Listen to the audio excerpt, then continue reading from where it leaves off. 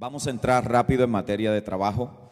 Quiero recapitular algunas cosas para ubicarnos, aquellos que no pudieron estar ayer, poder ubicarlos, pero aquellos que estuvimos, refrescar algunas de las ideas centrales que fueron parte de lo que estuvimos impartiendo ayer.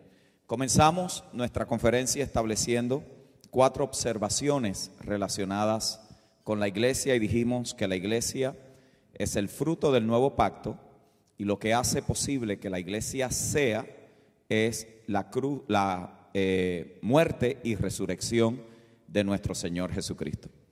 Por causa de su muerte y resurrección, la iglesia es santa, pura y sin mancha. Por lo tanto, cuando hablamos de la iglesia, estamos hablando de la obra consumada y perfecta que se realizó en aquellos que nacieron de nuevo y en virtud a su fe por la gracia han recibido la impartición de la vida del resucitado. Así que la iglesia es santa, pura y sin mancha, y esa iglesia Él se la presentó a sí mismo. Lo que muestra imperfecciones y de lo que la obra del Espíritu Santo continúa trabajando en nosotros es en las congregaciones, las cuales estamos aprendiendo a vivir en esa nueva vida que hemos recibido y como consecuencia estamos siendo transformados. La segunda observación que hicimos es que cada congregación es una expresión limitada en el tiempo de una realidad eterna. Así que cada congregación es una microexpresión y un laboratorio para los que estarán gobernando por la eternidad. Yo creo que usted iba a decir amén a eso. El libro de Hebreos, hablando acerca del llamamiento celestial, se refiere a que nosotros hemos sido llamados a gobernar el mundo venidero. Fue la comisión de Adán, falló, la comisión de Israel falló, pero aquel que cumplió la obra perfecta que se le encomendó, que fue Cristo, Él no falló y nos hace partícipes con Él de su reinado por la eternidad. Por eso nos ha hecho un reino de sacerdotes y reinaremos con Él. La tercera observación que hicimos es que cada congregación que fue concebida por la palabra y el Espíritu cargan el ADN del nuevo pacto. Está en su genética, por lo tanto, esa iglesia que ha recibido todo lo que pertenece a la vida y a la piedad está ya preparada y capacitada por Dios mismo para que pueda expresar la naturaleza que ha recibido. Y cuarto y último, vimos allí que la vida auténtica en Cristo es el fruto de la obra perfecta y completa de la cruz. Esto fue posible porque en Cristo todas las cosas fueron reconciliadas, la consumación del propósito eterno ya es una realidad, pero se está manifestando en el tiempo a través de la iglesia en cada generación. Por lo tanto, cada generación responde a lo que ya en Cristo el Padre ha realizado y ha hecho posible por los suyos.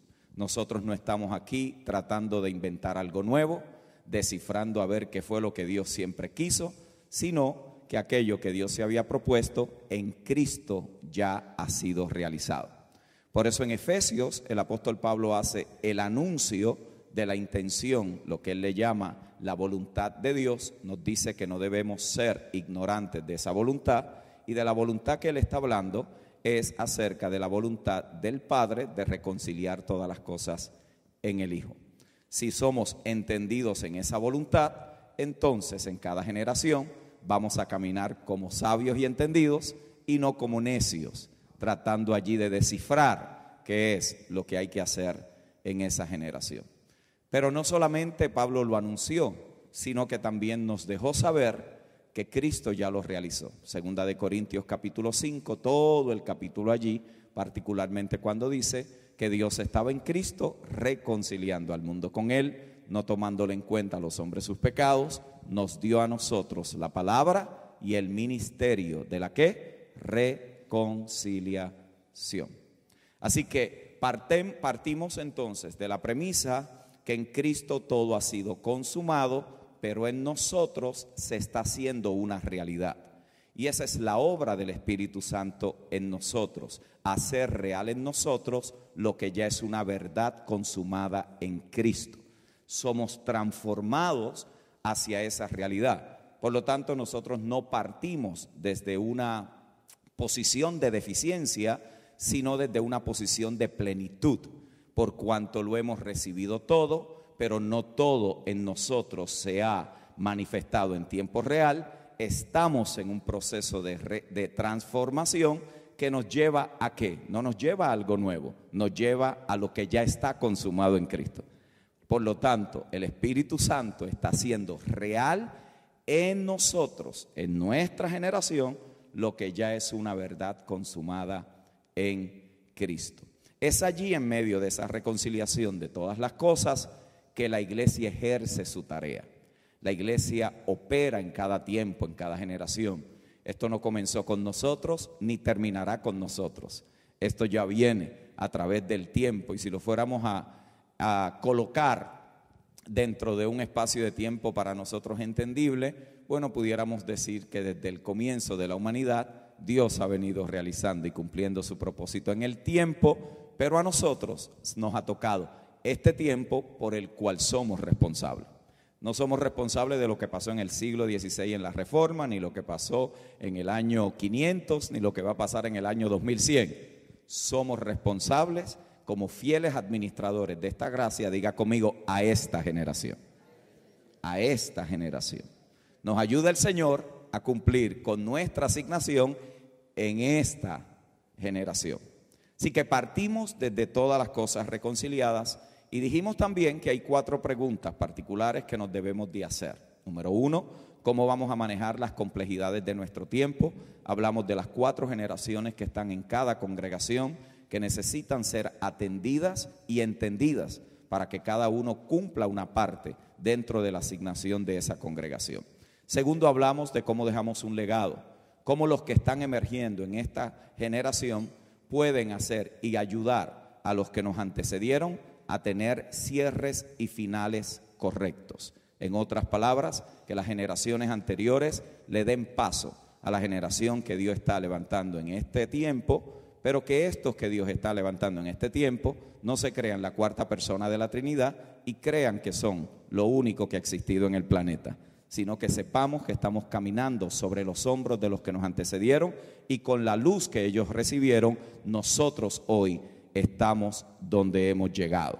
Por lo tanto, somos responsables de lo que se nos confió, pero también podemos dar gracias y agradecer al Señor por todos los que nos antecedieron, porque ellos fueron los primeros que nos introdujeron a la realidad de Dios en nuestra vida. Tercero, estuvimos estableciendo que tenemos que cultivar la diversidad. Y allí estuvimos hablando acerca de la importancia de que cada creyente pueda identificar por lo menos el don dominante que opera en su vida para que pueda ser un canal y un recurso de edificación del Espíritu entre los santos. Dios no salva a nadie para meterlo en 4 paredes a escuchar mensajes cristianos por los próximos 40 años. La idea de la salvación es que recuperarnos para el propósito. Y voy a decir algo que quizás en otros lugares no lo pudiera decir, pero creo que ustedes vienen siendo establecidos y afirmados en esta gloriosa verdad del nuevo pacto. Nosotros, cuando somos salvos de la condición en la que nos encontrábamos, podemos regresar allí. El argumento si se pierde o no la salvación es un argumento que no tiene fundamento y base. La salvación se pierde, lo que no se puede perder es la vida eterna que usted recibió. Por lo tanto, si fue salvo de algo y regresa allí, de aquello que fue salvo, regresó. Pero la vida que está en usted es lo que lo va a transformar y lo va a conformar a la imagen gloriosa de nuestro Señor Jesucristo.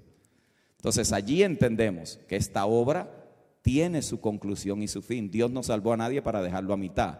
Dios salvó a cada uno de aquellos que han creído y han confesado para completar la obra que en ellos había comenzado. Así que buscamos la diversidad en el cuerpo sabiendo que cada creyente ha recibido por lo menos un don para ser un instrumento de edificación en la congregación. Y eso es parte de nuestra tarea, como aquellos que presidimos. ¿Qué está haciendo Dios entre los hermanos? ¿Qué está formando Dios en la vida de los santos?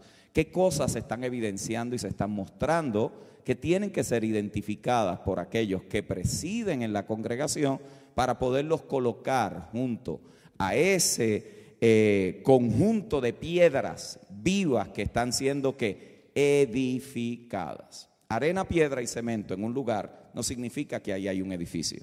Lo que significa es que está el material crudo para que el edificio se pueda manifestar. Mucha gente metida dentro de un edificio que afuera diga iglesia, no significa que esa es la iglesia del Señor. La iglesia del Señor tiene que ser edificada para que pueda ser expresada. Y no se puede edificar si cada uno vive por sí mismo, si cada uno tiene sus propias ideas, si cada uno hace lo que le dé la gana, si cada uno piensa que puede y tiene derecho de interpretar el propósito de Dios a su propia discreción. Solamente podemos ser iglesia a la medida que tenemos un solo pensamiento basado en lo que Cristo ya ha establecido para Él y su iglesia, la cual Él es el que le está edificando, y usted y yo somos colaboradores con Él en esta edificación. Eso lo puede libertar de que usted no es el dueño de la iglesia tiene un solo dueño y fue comprada a precio de sangre. Usted no tiene ministerio, a usted se le entregó una gracia para que pueda utilizarla. Por eso es que el don siempre opera para otro, no para uno. Usted nunca ha visto un abogado defenderse a sí mismo. Muchas veces terminan con problemas más serios que lo que estaban. ¿Por qué? Porque el abogado interno de usted siempre le va a dar la razón. Por eso es que usted es parte de un cuerpo y la mente de Cristo opera en esa diversidad de los dones en el cuerpo. Y por último, dijimos que tenemos que también enfrentar, o cómo aprendemos a enfrentar la adversidad que vamos a tener en nuestro tiempo para poder llegar a cumplir la tarea. También establecimos que el ministerio en el Nuevo Testamento se establece sobre el sacerdocio de los creyentes y los dones del Espíritu Santo, pero dijimos que esto también es combatido y es resistido por los dos elementos que se muestran, y hoy es lo que vamos a trabajar, que están representados en el catolicismo romano y en el sacerdocio arónico. Allí vimos que estas dos cosas operan dentro de modelos jerárquicos y posicionales, y terminamos nuestra tarde ayer hablando acerca de la mentalidad funcional y cómo esa es totalmente diferente a la mentalidad posicional que se ve reflejada en los evangelios.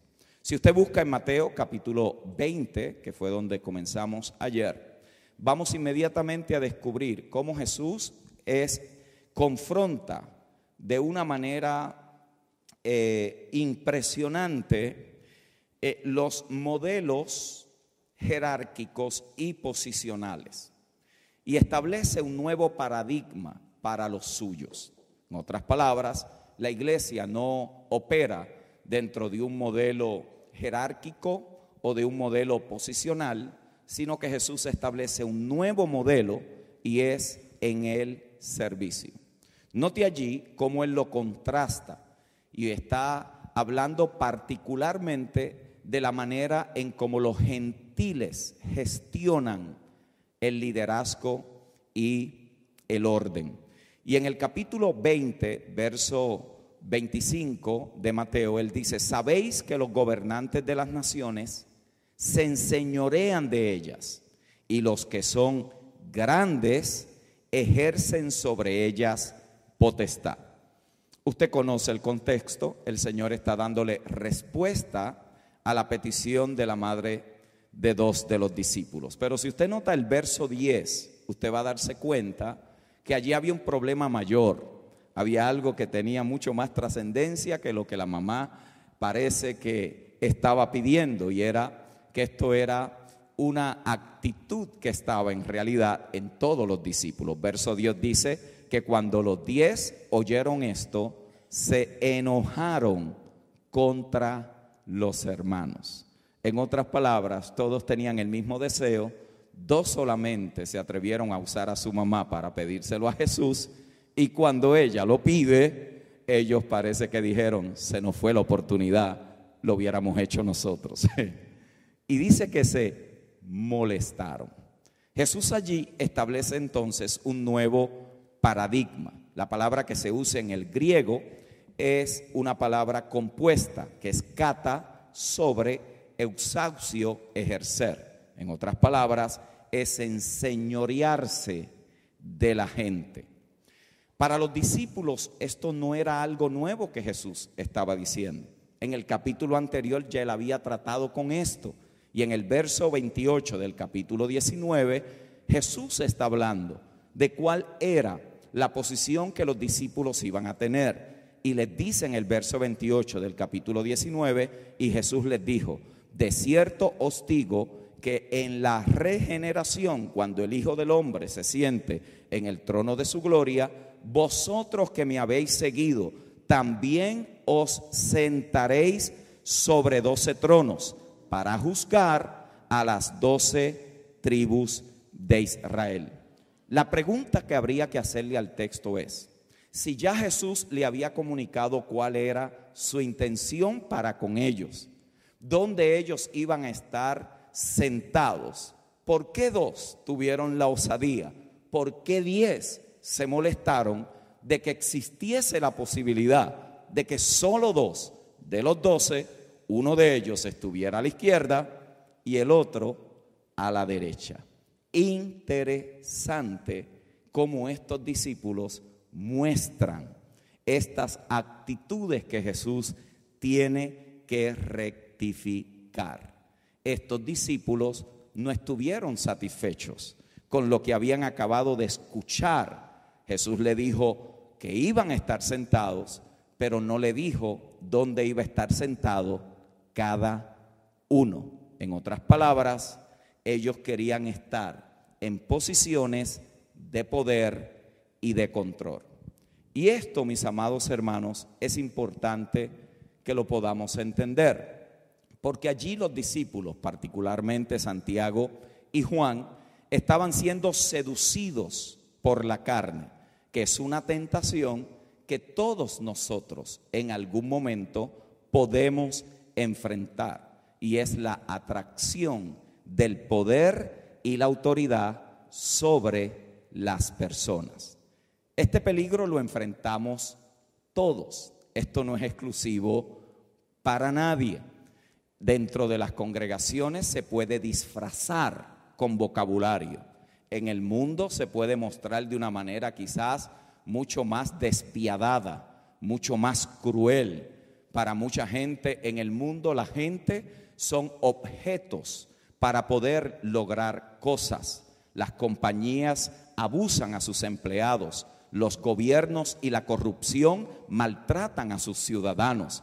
En el mundo esto está mucho más fácil de identificar. La pregunta es si eso también, de alguna manera u otra, se ha infiltrado dentro de la iglesia del Señor.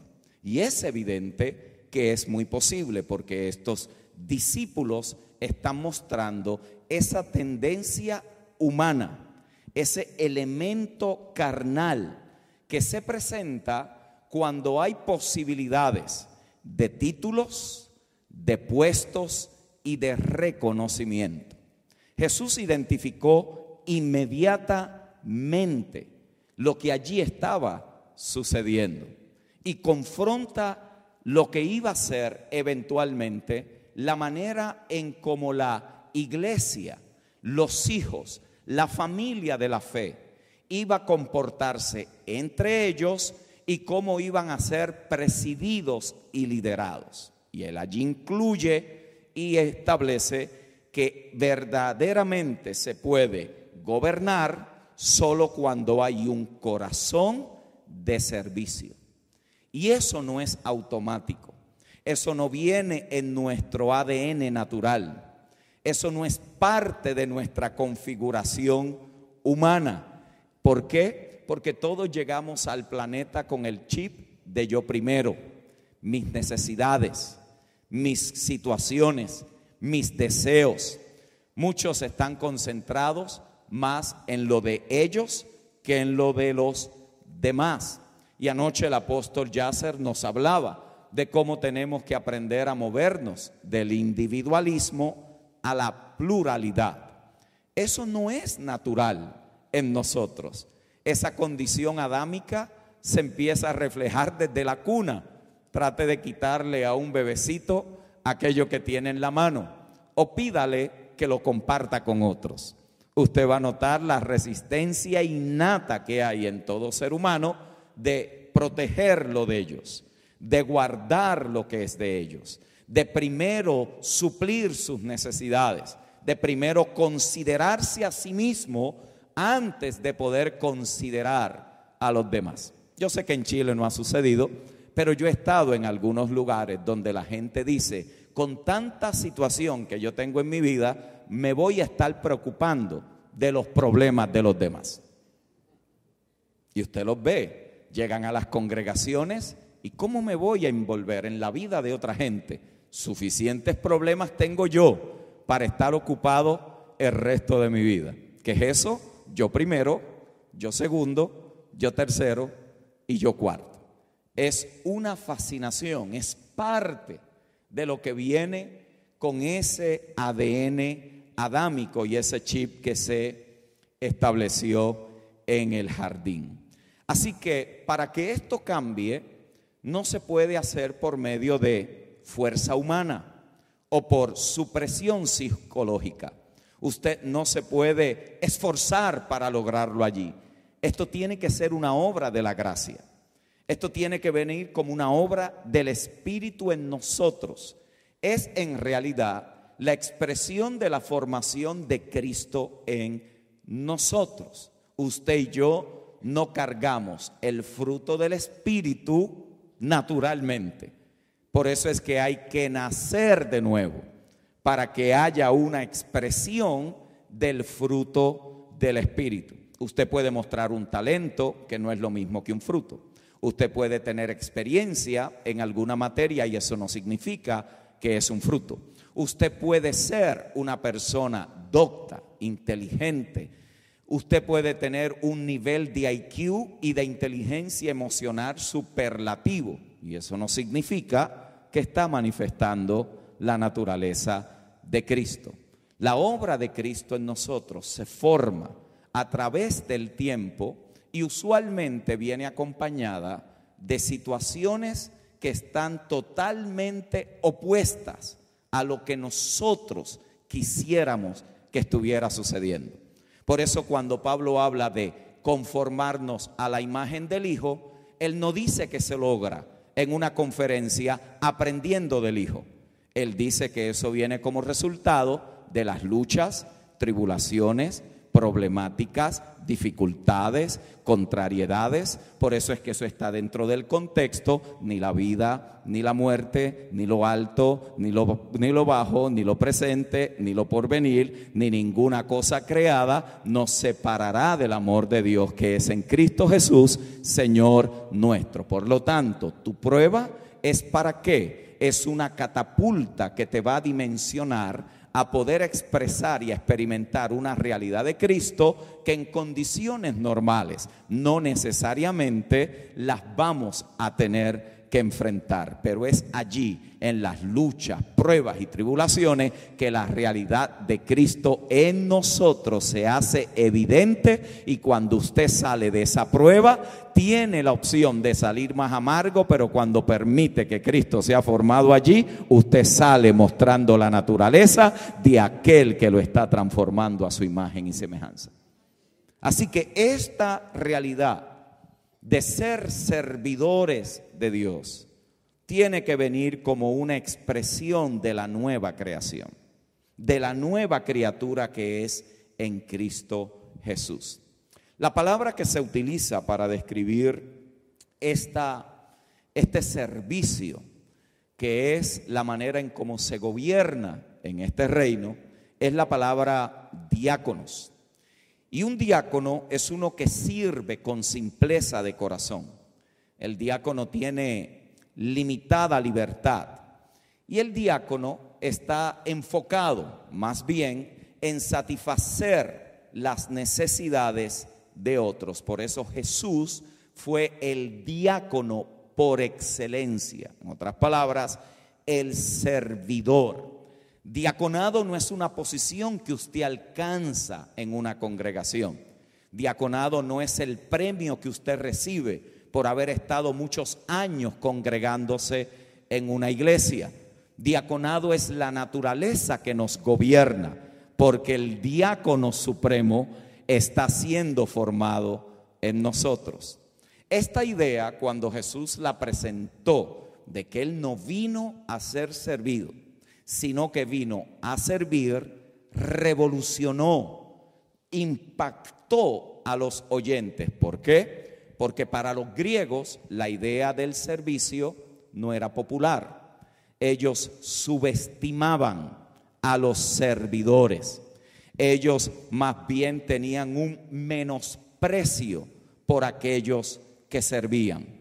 Era una cultura formada en lo que se conoce el patronaje. En otras palabras, usted solo podía avanzar dentro de esa cultura según a quien usted conociera y qué privilegios había obtenido.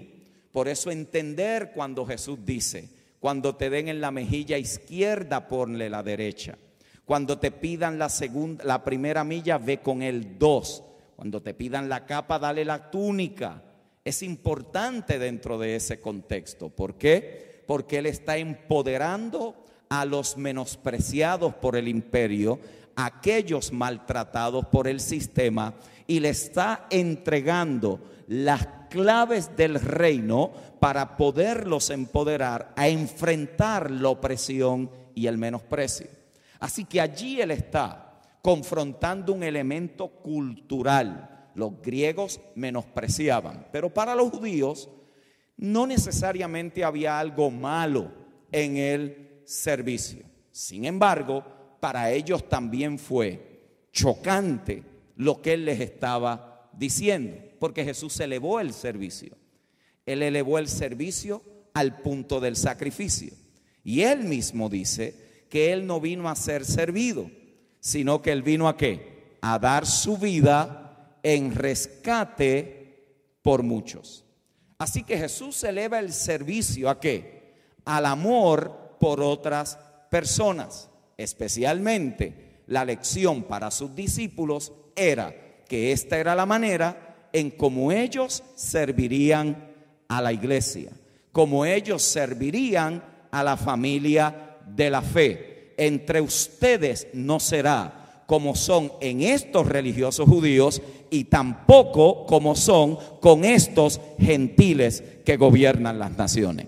Entre ustedes habrá un nuevo paradigma, una nueva forma, un nuevo modelo. No lo van a obtener del mundo y no lo van a obtener de la clase religiosa. Es parte de la naturaleza innata que viene como resultado de haber recibido la vida de aquel que causó que usted y yo naciéramos de nuevo en Él. Es por eso que los apóstoles se consideraban ministros, que son ¿qué? Servidores. Eso no viene con etiquetas titulares, eso no viene con etiquetas posicionales, eso no viene con privilegios exclusivos. Por eso cuando Pablo habla de su ministerio, él está hablando de un contexto de servicio. Por ejemplo, 2 Corintios 3:6, él se considera un ministro o servidor del nuevo pacto. 2 Corintios 11:15, él se considera un ministro de la justicia, un servidor de la justicia. En 2 de Corintios 11:23, Colosenses 1:7, Primera de Timoteo 4:6, él se presenta allí como un servidor, ministro de Cristo. 2 de Corintios 6:4, él dice que es un ministro de Dios, es un servidor de Dios. Efesios 3:7 y Colosenses 1:23, él se considera un ministro del Evangelio, un servidor del Evangelio. Y en Colosenses 1:25, él dice que él es un ministro de la iglesia. En otras palabras, un servidor de la iglesia. Recuerden que ayer dijimos que lo que Pablo manifestó y modeló a las iglesias era lo que él había aprendido de Cristo. Por eso él dice: sed imitadores de mí como yo lo soy de Cristo.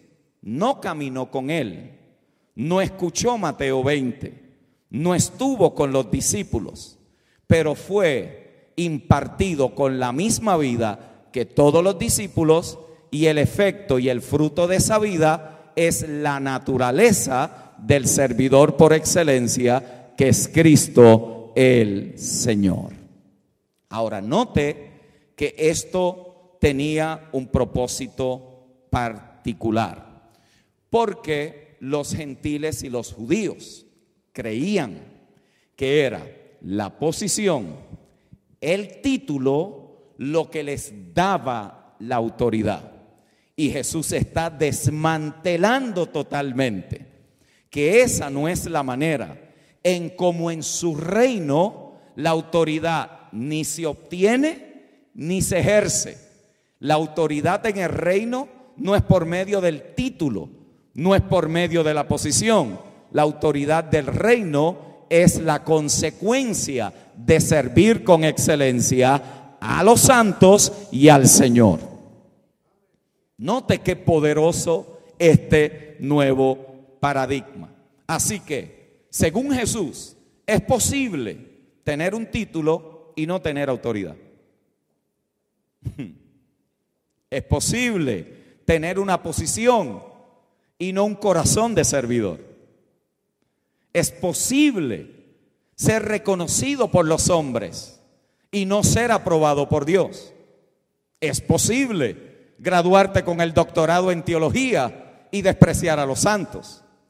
Es posible poder ejercer una función de autoridad según la institución y no tener autoridad para cumplir con la tarea y la asignación que Dios nos encomienda. Para Jesús, los grandes no andan buscando coronas y títulos. Los grandes andan buscando toallas y lebrillos, porque en este reino los grandes son los que sirven, no los que el mundo y la religión reconocen como grandes. Es un nuevo paradigma, es una nueva manera de poder acercarnos a la tarea.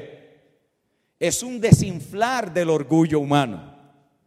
Es una confrontación con paradigmas del mundo. Y es allí, en la pureza de ese espíritu de servidor, de servicio, que tenemos que poder identificar las actitudes que envenenan ese corazón del servidor. Hay gente que empieza bien y en el proceso se van deteriorando. Hay gente que el reconocimiento, la fama, le hace daño. Hay gente que son seducidas por la fama que produce la posición y los privilegios, y tienen que ser identificados. Y yo se los quiero poder compartir para que tengan esto como un recurso a la hora de formar hombres y mujeres servidores para la iglesia del Señor. Que no estén persiguiendo los títulos y los reconocimientos, sino que, como hablamos ayer, que cuando llegue ese reconocimiento público es porque la función en privado ya se estaba realizando sin ningún tipo de aplauso y reconocimiento. La posición no cambia a nadie, el título no cambia a nadie, solo somos transformados cuando miramos a cara descubierta, como a un espejo, la misma imagen del Señor. Así que si usted ve a Cristo en su mente como un dictador, usted va a ser un líder dictador. Pero si lo ve como Él se presentó, va a poder identificar qué cosas pueden estar allí queriendo, lo que dice el escritor de Hebreos, los pecados que nos asedian. La palabra allí es como un pulpo que tiene tentáculos, que está tratando de agarrar. Por eso usted y yo siempre debemos de estar allí atentos a esas realidades. Escriba allí actitudes que envenenan el corazón de un servidor. Primero, la manipulación. ¿Qué es manipular? Manipular es usar la influencia que tienes de una manera nebulosa, de una manera oscura. ¿Para qué? Para obtener ganancia o privilegios personales. Pablo decía que él no andaba manipulando ni adulterando la palabra. ¿Por qué? Porque él se sometía a la conciencia de la iglesia. Él estaba claro. Él no estaba buscando lo de ellos, él los estaba buscando a ellos. Él no estaba interesado en lo que ellos tenían, él estaba interesado en su corazón. Por lo tanto, él miraba a la gente por un lente totalmente diferente.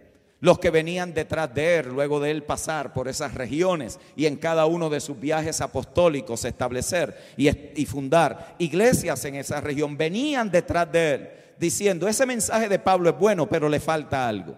Ustedes deberían de hacer esto, ustedes deberían de obedecer a Moisés, ustedes deberían de estar observando las leyes, ustedes deberían de estar guardando los días de fiesta y los días de reposo. Pablo decía: esa gente está buscando su fidelidad, pero no es porque le interesa a ustedes, es por causa de la reputación de ellos.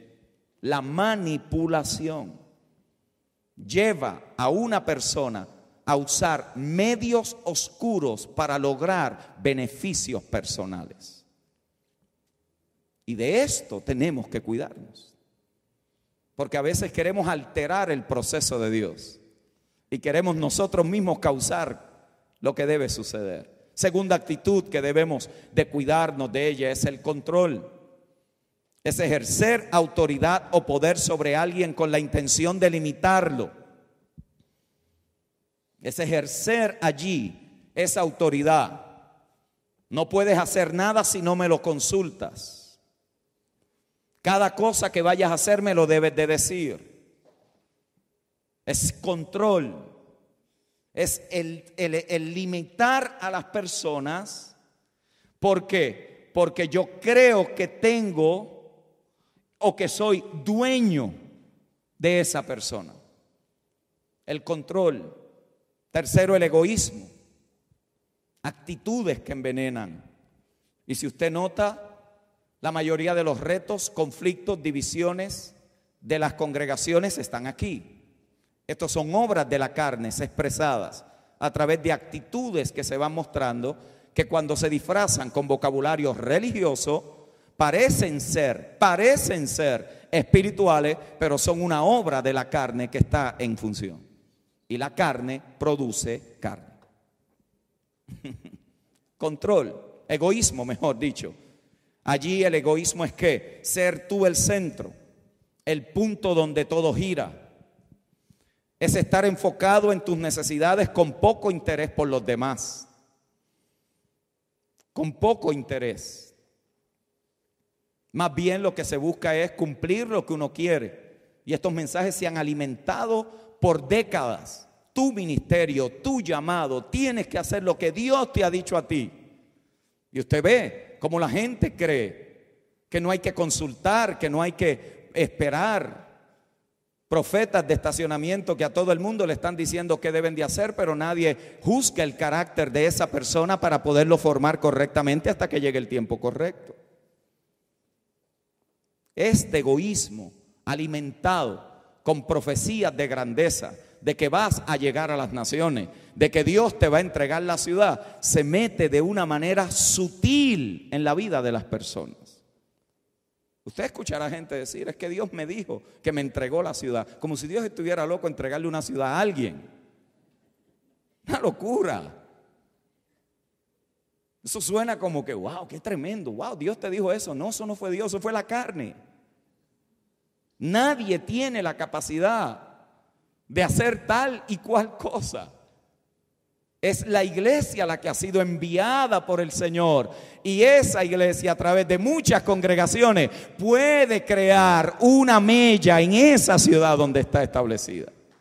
Por lo tanto, el pastor de aquí necesita el de allí necesita el de allá necesita el de acá. ¿Por qué? Porque ninguno de nosotros puede cumplir con esta tarea solo.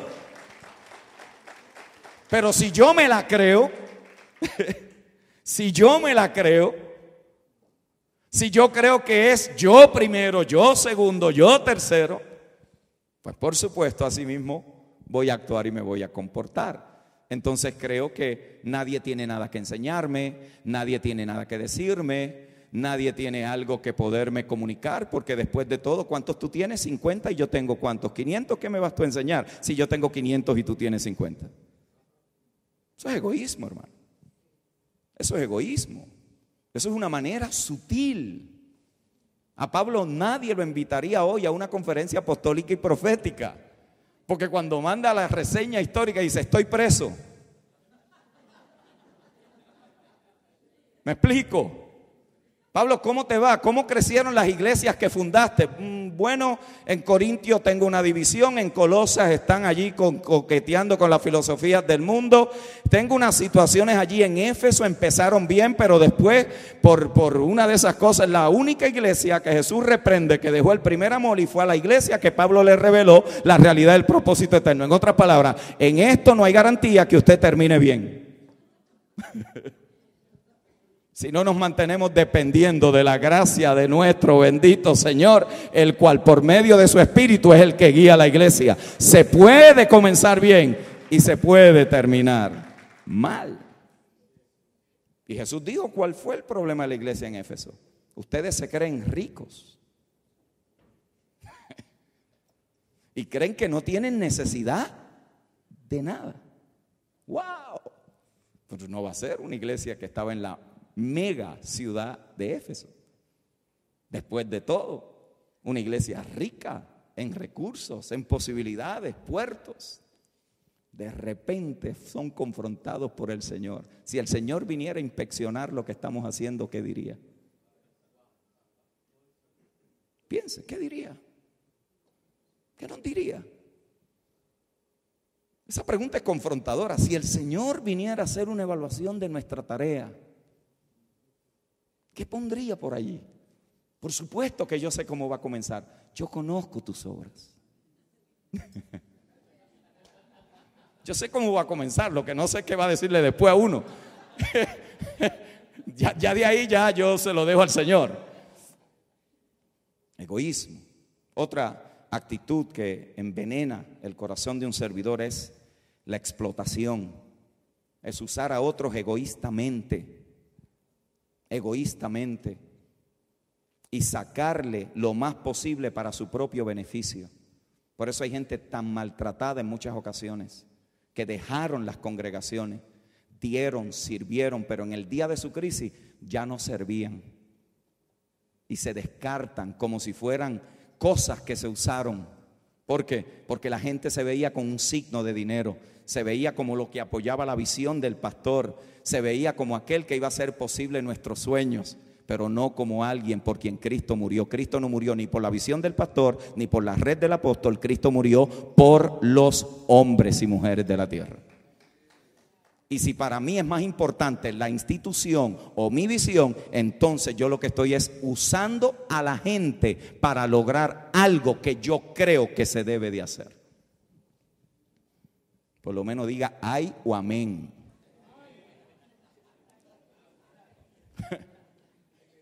Explotación. Por eso hay gente que es útil mientras está bien y da. Y hay pastores que resisten cualquier cosa, demonizan a la gente que le hacen preguntas. Como si cuando usted se convirtió perdió la capacidad de pensar y de hablar. Explotar a la gente es una obra de las tinieblas que nace del modelo del mundo. ¿Sabe cuántos pastores que han caído? Yo sé de lo que estoy hablando. Se abandonaron a ver qué pasó, ni su familia se sabe de ellos. Hay miembros en sus congregaciones que usted debería de llamar simplemente para saber si comieron esta semana pasada. Sí, pero es que ya no se congregan con nosotros. O estamos atendiendo lo nuestro o estamos atendiendo lo del Señor. Porque si es lo nuestro, probablemente no haya que llamarlo. Pero si es lo del Señor, probablemente tu llamada es lo que puede sacar a alguien de las nubes y del lodo cenagoso en el cual se puede encontrar. La explotación está allí y continuamente tiene que ser confrontada con la obra del Espíritu. Otra actitud es la terquedad. La terquedad, la indisposición a ceder. Difícil de tratar, inflexible, irracionalmente obstinado. Esa es una actitud que envenena el corazón de un servidor.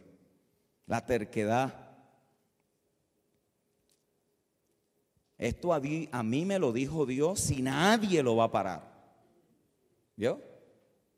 Esto me lo dijo Dios. Está bien, pero Dios te puede decir muchas cosas y no significa que son el tiempo para realizarlas. Y ahí es donde viene el consejo sabio de otros. Ahí es donde vienen aquellos que han caminado, aquellos que han vivido, aquellos que te pueden dar una palabra de dirección, aquellos que saben que es cierto, da testimonio, confirma, registra en el Espíritu que algo de Dios está allí. Pero también esa persona te puede decir, pero no es el tiempo, porque hay áreas de tu vida que si no las enderezas y las alineas primero, van a darte serios problemas si esta tarea la llevas a cabo. Entonces yo no puedo ser tan terco de pensar de que me la sé toda. ¿Por qué? Porque este asunto se vive en familia de fe. ¿Vio? La terquedad, ¿cuántos líderes han abortado algo por tercos? Inflexibles. Sexto, carácter fuerte. Yo sabía que los amenes aquí iban a bajar. Carácter fuerte, esto habla de determinado a hacer algo que quieres o comportarte de una manera particular, aun cuando hay buenas razones para no hacerlo y en contra del consejo de otros. Es un carácter fuerte. Algunos lo dicen así: yo nací así y así muero. ¿Vio? Yo nací así y así muero. Pero ese yo nací así es que maltratan a los hermanos, son irrespetuosos, no son servidores, hacen lo que le dé la gana en la congregación. Y a esa gente Pablo también dice cómo se tratan en la iglesia. ¿Por qué? Porque la disciplina no es para castigar a la gente, la disciplina es para alinear a la gente a la naturaleza nueva que han recibido. Entonces debe de haber disciplina en la iglesia. No la disciplina aquella recalcitrante, castrante, que a la gente lo dejaban sentado allí hasta que Cristo venga o el anticristo se los comiera. No es esa. Es la disciplina apostólica que viene como resultado de corregir deficiencias en el carácter para que pueda mostrarse la nueva naturaleza. Y cuando se persiste allí, no es que yo soy así. ¿Sabe cuánta gente, hermano? ¿Cuánta gente por un carácter indomable no han aplicado la obra de la cruz allí y hacen y dicen como quieren dentro de una congregación? Cuando la verdad se tiene que hablar en amor, cuando debemos de soportarnos los unos a los otros, cuando debemos de tener paciencia los unos a los otros. Eso es parte de la nueva criatura, pero eso no viene natural con nosotros, eso es parte del ejercicio de convivir como hijos y hermanos. Otra actitud es esta de dominante. Aquí es donde el control es excesivo. Excesivo. Querer mantener una posición de preeminencia, dominante. Esta actitud se muestra, se ve. Son los que quieren ocupar los primeros puestos. Dominantes, un control excesivo en la vida de las personas. Es allí donde muchos a veces fueron expuestos a que si te vas de esta congregación, la bendición de Dios te deja. Ahora entras en maldición porque no estás con nosotros. Dominantes. Vosotros sabéis cómo los gobernantes de las naciones ejercen autoridad sobre ellas, pero entre vosotros no será así. 8, dictatorial. Dictatorial es una espera de obediencia incuestionable, dogmática, despótica, y se comporta como un tirano, como si la iglesia fuera del individuo, de la persona. Es una actitud dictatorial que envenena. Esto es lo que Jesús está contrastando. Vosotros sabéis. Eso para usted y para mí, dentro de contextos democráticos, quizás es un poco más difícil poderlo entender. Pero si usted está en los tiempos de Jesús, en el primer siglo, con Roma imperial, estableciendo control y dominio sobre las masas, colonizando, estableciendo la Pax Romana, usted va a entender lo que Jesús le estaba diciendo a los discípulos: vosotros sabéis. No se contaminen con eso, porque eso no pertenece a este orden. Eso no es parte de este reino. Ese es del reino de los hombres, pero de este reino no es esa actitud y comportamiento. Esa actitud dictatorial envenena el corazón del servidor. La pregunta es: ¿cómo tratamos con esto? ¿Cómo se enfrentan estas realidades? Número uno, tenemos que ser honestos con nosotros mismos. Y como consecuencia, con otros. Hay que poder enfrentar esas debilidades que probablemente todavía están allí. Eso no es para condenar. Eso no es de condenación. Eso es simplemente el reconocimiento que todavía hay áreas en mi carácter, en mi vida, en mi formación, que no están modelando a Cristo. Que no están allí representando esa nueva creación. Todos estamos en esa tarea, todos estamos en ese proceso. Hay personas que lo dejan solo en el elemento cultural. Es que los chilenos somos así, los boricuas somos así. Pero es que usted y yo somos una nueva creación en Cristo el Señor. Y hay cosas en mi cultura que no representan a Cristo. Hay cosas en mi cultura que le hacen daño a la iglesia del Señor. Hay cosas que no me deben de acompañar, aunque lo haya vivido en mi casa de origen, aunque lo haya visto en mi barrio, aunque lo haya escuchado a través de todos mis años en esta tierra. Nosotros venimos aquí no a imitar la cultura del mundo, ni tampoco la vida adámica. Vinimos aquí a ser transformados y conformados a la imagen de Cristo el Señor. Entonces yo tengo que reconocer cómo la casa de origen me afectó. Qué actitudes, qué cosas, qué comportamientos, qué manera de hablar, cómo me dirijo, cómo trato las situaciones, cómo enfrento mis propias problemáticas o ayudo a otros a enfrentar la de ellos. Yo tengo que poderlos enfrentar. ¿Por qué? Porque es la única posibilidad de yo poder aplicar el poder de la cruz allí en esa verdad. No puedo esconderle, es que yo soy así, es que mi papá es así. Si es así, hermanos, entonces esto es una terapia evangélica psicológica. Pero si es una transformación para ser conformados a la imagen de Cristo, esas actitudes tienen que poder crucificarse para que Cristo pueda operar poderosamente a través y en nosotros. Eso habla entonces de que hay áreas que reconocemos en medio de nuestro desarrollo. Segundo, no trates de excusarte y hacer ver que las cosas son mejor de lo que parecen.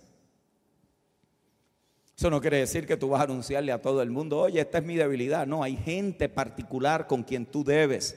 Y en cada congregación deben de haber hombres y mujeres entendidos en esta verdad, en el nuevo pacto, que no están juzgando a la gente por lo que hacen, sino que están afirmando a los santos en quienes son, para que lo que hacen se alinee a la naturaleza que ellos han recibido en Cristo el Señor. Eso requiere pericia. Eso requiere pericia. El poder ver más allá.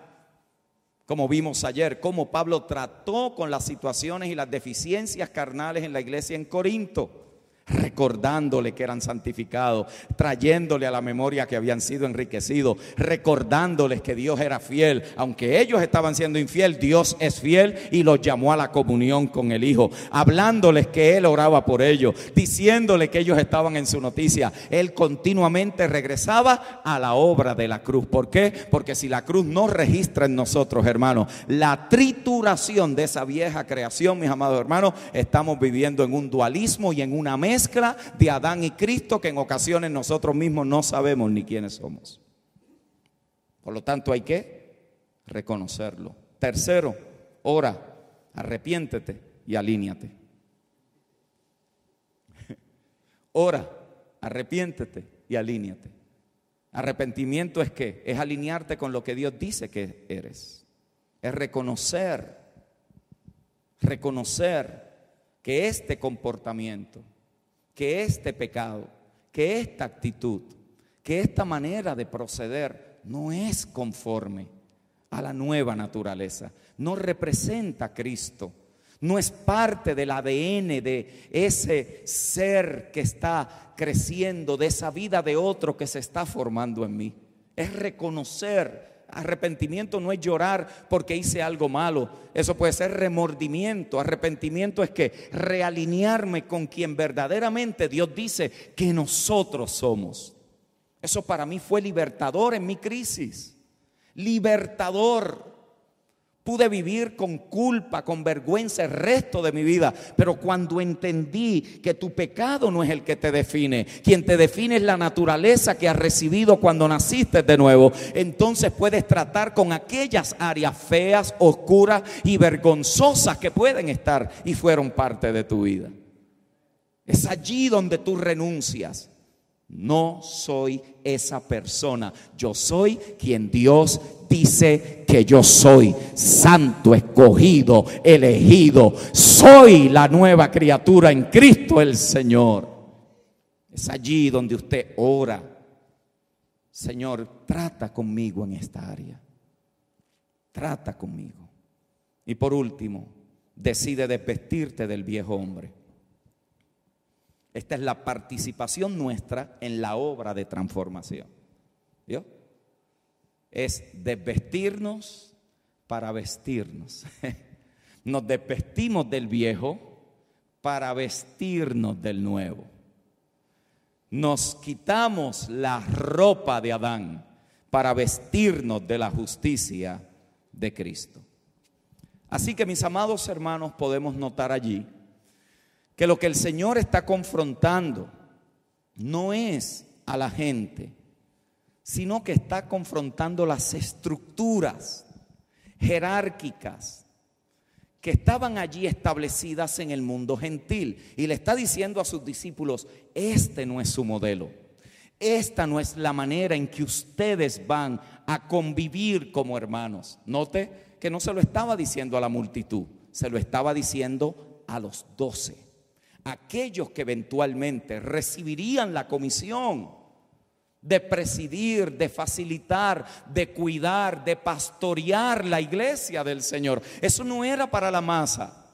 Hoy se habla de servicio y algunos dicen: no, bueno, servidores son los que están allá, pero acá nosotros estamos los ministros.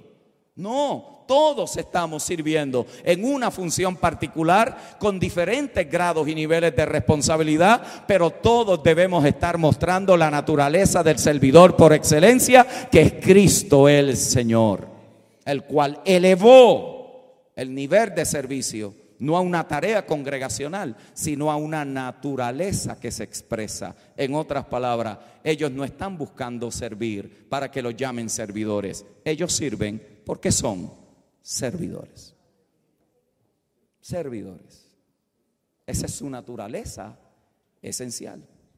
Ahora, note, mis amados hermanos, si vamos a hacerlo a manera de contraste, por favor, me indican, porque no tengo acá, pastor, siente la libertad de decirme. Note en Mateo 23, capítulo 8. ¿Están aprendiendo algo acá? Bien, contraste entre el modelo posicional de los judíos y cómo Jesús modela la manera en cómo en su reino se iba a operar. Mateo 23, 8 al 12. Pero vosotros no querráis que os llame rabí, porque uno es vuestro maestro, el Cristo, y todos vosotros sois hermanos. Note, todos vosotros sois ¿qué? Hermanos. Es un vocabulario de familia. Y todos vosotros sois hermanos, y no llaméis Padre vuestro a nadie en la tierra, porque uno es vuestro Padre, el que está en los cielos. Ni seáis llamados maestros, porque uno es vuestro maestro, el Cristo. El que es el mayor de vosotros sea vuestro siervo, porque el que se enaltece será humillado, y el que se humilla será enaltecido. Eso es un modelo de contraste y se lo voy a dar allí, escríbalo. No es tan extenso, pero es importante que usted lo tenga allí para poder hacer referencia luego. Note el modelo posicional judío. Jesús se está refiriendo aquí a un orden religioso que había estado establecido y que estaba allí como una referencia para los discípulos. Después de todo, ellos se formaron en eso. No había de otra. Así que Jesús está estableciendo un nuevo paradigma. El modelo posicional judío, ¿cómo era? Era un sistema de clases compuestos por especialistas y no especialistas. Por eso usted lee en los evangelios los fariseos, los saduceos, los escribas, los nazarenos. Y cada cual tenían designaciones de especialidad dentro del judaísmo. Era un sistema donde la gente ocupaba, donde la gente se alineaba, donde la gente hacía grupos. ¿Cuál es el modelo del reino que Jesús está diciendo que nosotros debemos operar? Es claro, allí lo dice, que todos somos hermanos en la misma familia. Todos somos hermanos en la misma familia. Diferentes asignaciones, pero una sola familia.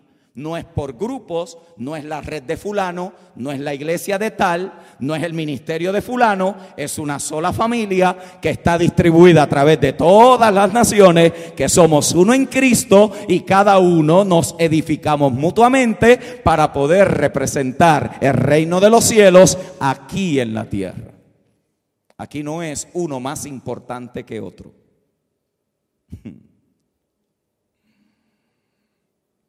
Aquí hay uno solo que es importante. Aquí todos podemos reconocer y honrar las funciones y las tareas que unos tienen más responsabilidad que otros. Pero en la familia de Dios, todos somos hermanos. Todos somos hermanos. Y mientras más tiempo lleva uno de los hermanos, mayor responsabilidad tiene con los hermanos menores. No es para que se infle, ¿cierto?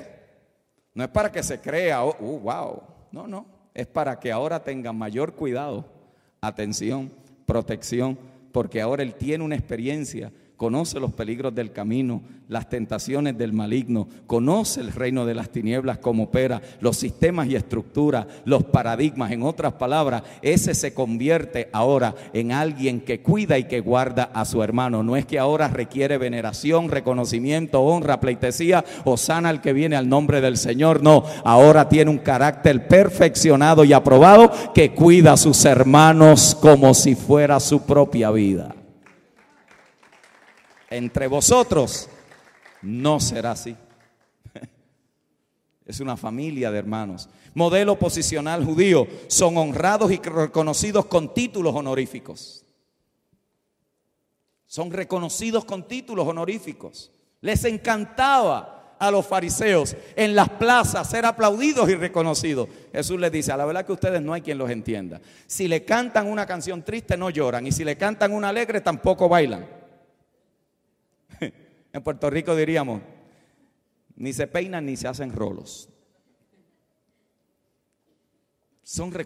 Hay una pompa, hay un farandulerismo, hay un Hollywood evangélico.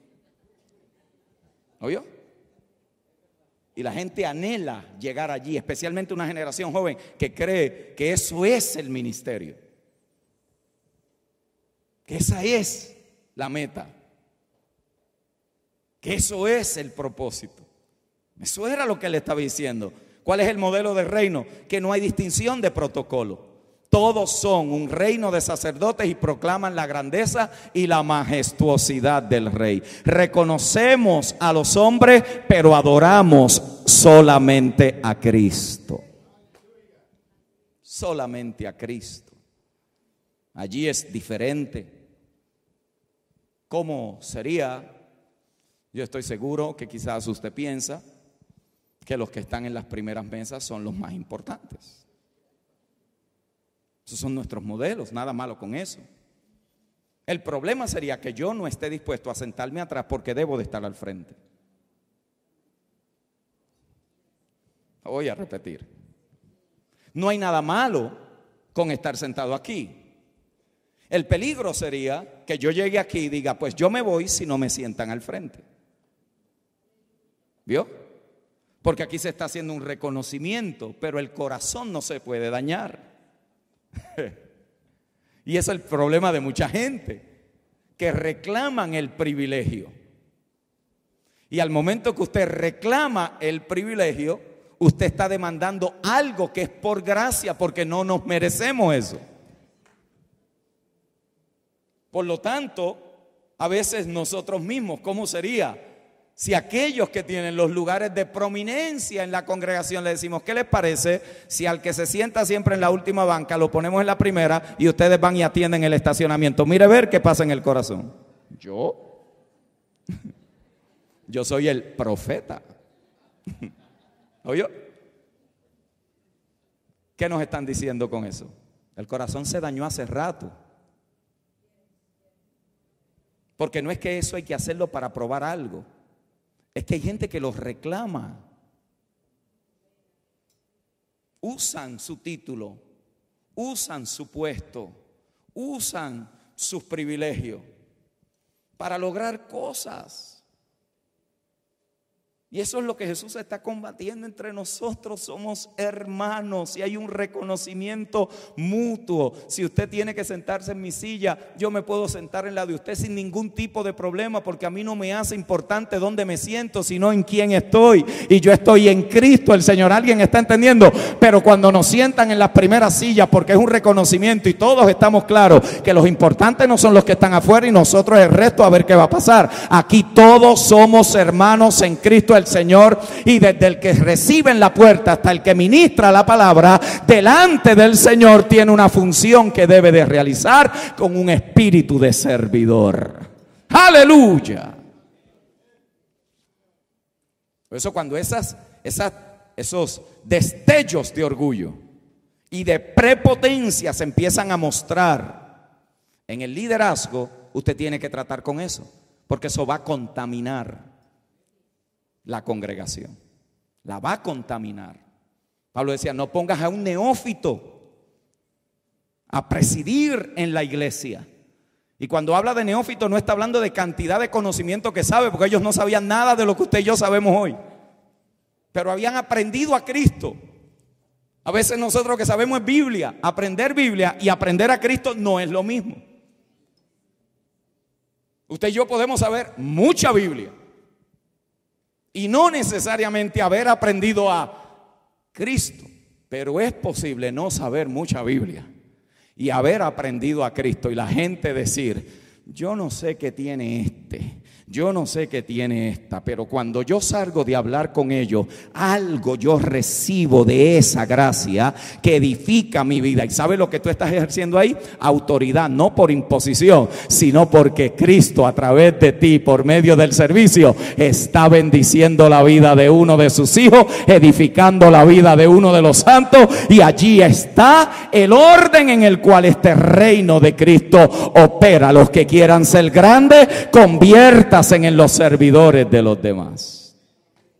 Como el predicador que salió de su gran campaña, lleno el estadio, poderoso evento, la gente corría, iba camino a su habitación en el hotel y en el camino hay un pordiosero allí tirado, está en el medio donde él va pasando y lo patea y le dice, salte del medio. Y cuando llega al elevador, oye la voz del Espíritu que le dice, ¿por qué me pateaste? La diferencia entre tú, él y tú, soy yo. Y allí lo menospreciaste. La posición, si no se corrige, hace daño en la tarea. Hace daño. ¿Por qué? Porque la grandeza de nosotros no está en quiénes somos, sino a quién le servimos. Otro modelo aquí que Jesús está confrontando es que los líderes en este modelo posicional son exaltados a posiciones de prominencia y manifestaciones extravagantes de grandeza. Hoy la gente con este asunto de honra están rayando en la idolatría de los hombres. Rayando, eso está tan finito allí, que están rayando en idolatría. Jesús tiene que confrontar esto, el reconocimiento, él lo llamaba de las plazas. Y dice que aquí en este modelo los líderes encuentran su identidad donde en el servicio a otros. No son atraídos por títulos o reconocimientos, sino por la toalla y el lebrillo. Por la toalla y el lebrillo. En el modelo posicional judío el liderazgo está establecido sobre estatus, títulos y posición. Sin embargo, en el modelo del reino el liderazgo está fundamentado en la vida interior y en el carácter del líder. Y con esto termino. Para el Señor, ninguno de estos dos modelos son compatibles con la naturaleza y la operatividad de la nueva creación. Ninguno de los dos. Los dos son contra reino, contra nueva vida. Y estos modelos, ¿por qué debemos de descartarlos totalmente? Y esta generación emergente del nuevo pacto tenemos que poder aprender en esta simpleza del evangelio. ¿Por qué? Porque hay unas consecuencias que se van a vivir. Número uno, son modelos egocentristas. Están centrados en el hombre, en la fama, el reconocimiento, los aplausos. Segundo, son incompatibles con la simpleza y operatividad del reino. Son incompatibles. El temor de Pablo era que los corintios se estaban apartando de la simpleza de Cristo. Al momento, hermano, que esto se complica de tal forma que es difícil vivirlo, cuidado. El evangelio no es un laberinto de cosas que usted eventualmente tiene que llegar a aprender a figurar para que pueda vivirlo. El evangelio es simplemente reconocer que estábamos muertos en delitos y en pecados y por causa de la fe, por medio de la gracia o por la gracia, por medio de la fe, hemos nacido de nuevo y una vida nueva se está formando en nosotros. Y a la medida que nosotros nos rendimos y somos conscientes de eso que sucedió, algo poderoso está sucediendo en cada uno de nosotros. Y si bien es cierto que no somos quienes éramos, también es cierto que no hemos llegado a ser todo lo que Dios puede llegar a manifestar en nosotros. Estos modelos son egocentristas, son incompatibles. Tercero, suprimen la funcionalidad del sacerdocio de los creyentes. La suprimen.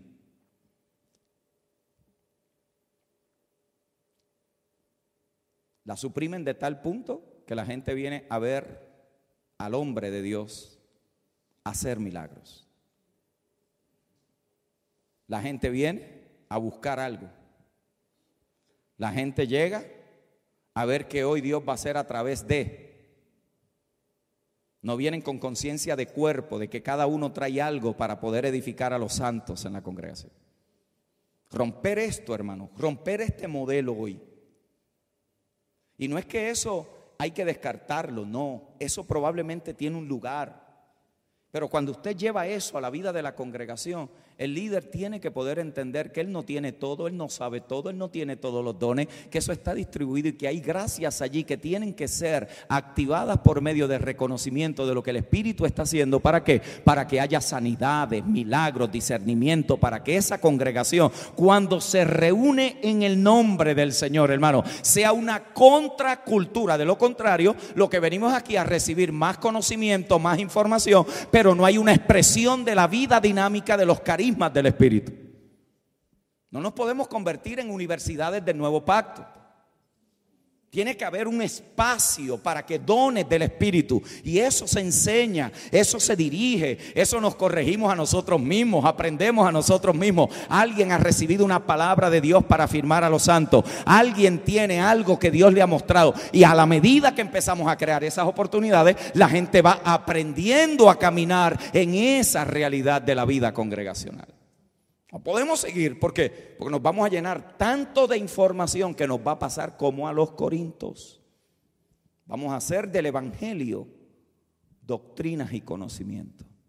Y Pablo dijo, y me temo que se puede llegar a poner la fe en la sabiduría de los hombres y no en el poder de Dios. Hay cosas, hermano, que no es el conocimiento el que las va a cambiar. Es una obra transformadora por medio de un milagro de Dios que va a alterar una condición natural. Y yo estoy orando que iglesias del nuevo pacto, de una generación poderosa, la gente entre por allí. Mire, si en Corinto con tanta carnalidad La gente, dice Pablo, entraba, que cuando entra un inconverso entre vosotros diga, verdaderamente Dios está en este lugar. El inconverso. Porque hay veces que tenemos tanto conocimiento, que nos familiarizamos tanto con lo que sabemos, que no sabemos discernir dónde el Espíritu Santo puede y quiere hacer algo más allá de lo que estábamos programados para hacer. Es allí donde se suprime esa funcionalidad. ¿Por qué? Porque todo es de uno o de unos pocos. Cuarto, se divide a la iglesia en clases. Los que están conmigo, los que están contra mí. Los que apoyan mi visión, los que no apoyan mi visión. Es una división dentro. Que no se le ocurra a nadie hacer una pregunta porque lo etiquetan: el espíritu de Absalón, el espíritu de Jezabel. Dividida la iglesia dentro. Quinto, violentan la naturaleza del liderazgo que emana de la Trinidad. Eso nada más es una conferencia. El modelo de liderazgo de Jesús viene de la familia celestial. Es lo que la iglesia debe de reproducir en la tierra. Viene del modelo celestial, Padre, Hijo y Espíritu. La familia celestial es reproducida en gobierno y en vida y naturaleza a través de la familia de Dios en la tierra. Pero por ahora lo dejemos ahí porque eso es otro tema. Pero se violenta esa naturaleza, se violenta. Entonces, en vez de edificarnos mutuamente, de crecer juntos, de ministrarnos mutuamente, recibimos ministración de los que nos gustan, de los que nos parecen, de los que nos caen bien y de los que tienen títulos en la congregación. En otras palabras, tú no puedes orar por mí porque tú no has pasado por el curso de discipulado. ¿Vio? ¿Qué hace eso? Violenta la misma esencia de la naturaleza de la iglesia. La violenta. Y es allí donde tenemos que poder trabajar. Y por último, esto establece severas limitaciones al señorío de Cristo en la iglesia. Establece severas limitaciones al señorío de Cristo en la iglesia. Cuando la iglesia, Pablo dice, haciéndonos a sí mismo de la cabeza, en la cual todo el cuerpo, cuando se hace de la cabeza, va creciendo, va nutriéndose, va entendiendo. El cuerpo, cuando se hace de la cabeza, está viviendo en la mayor realidad del señorío de Cristo en nosotros. Esta tarea, mis amados hermanos, compete a una generación de nuevo pacto. Compete a una generación emergente que unos más que otros, hemos sido expuestos a estos dos modelos, ¿sí o no? Hemos sido expuestos a esos modelos. Venimos de contextos, hemos experimentado, hemos sido influenciados. En ocasiones hemos participado, lo hemos enseñado, se ha promovido, ha sido parte de la infraestructura en la cual se han construido las cosas.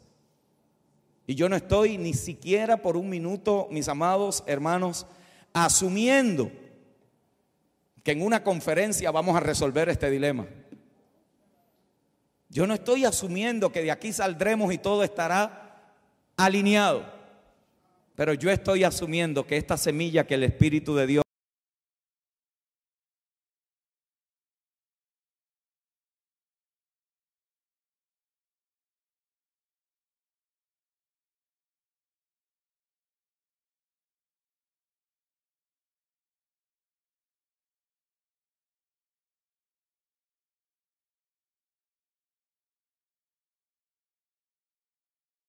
reconoce.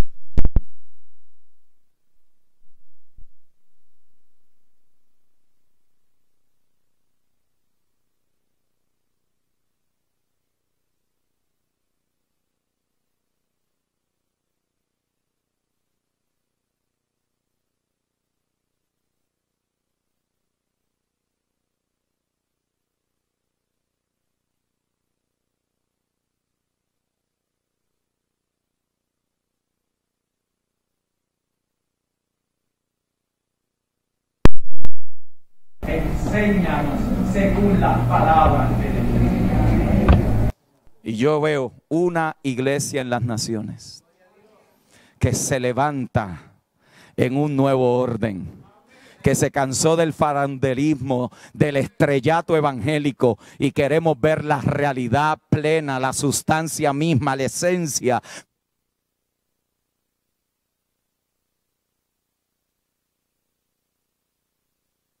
gloriosa. Señor, ayúdanos. Señor, enséñanos. Señor, libértanos. Señor, que allí en lo más íntimo de nuestro ser, tú arranques toda semilla que no sembraste, toda actitud no crucificada. Señor, toda prepotencia cultural que es del viejo hombre, en este momento, Señor, lo traemos a la cruz.